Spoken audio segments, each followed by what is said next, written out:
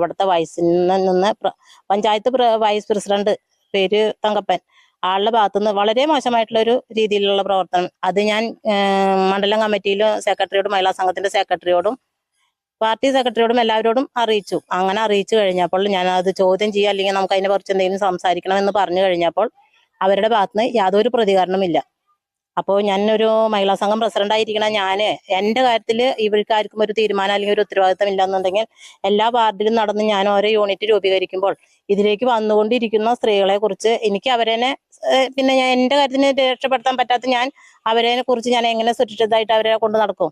അതാണ് എൻ്റെ ചോദ്യം. അപ്പൊ ഇവരോട് അത് സംസാരിച്ചപ്പോൾ നമുക്ക് സംസാരിക്കാനോ അല്ലെങ്കിൽ ഒരു കാര്യങ്ങൾ ഇവിടെ സെക്രട്ടറിയോടോ മഹിളാ സംഘ സെക്രട്ടറിയോടോ ആരോടെങ്കിലും മറ്റുള്ളവരായിട്ട് സംസാരിക്കാൻ മഹിളാ സംഘ സെക്രട്ടറി സമ്മതിക്കണില്ല. പിന്നെ പറയാൻ പറഞ്ഞിട്ട് പിന്നെ പറയാന്ന് പറഞ്ഞത് എന്നാണ് പറയണത്? എനിക്കതിനെ കുറിച്ച് എന്തെങ്കിലും ഒരു കാര്യങ്ങൾ ഉണ്ടായി ഞങ്ങൾ പാർട്ടിക്കാരെ ഇവിടെ എല്ലാവരും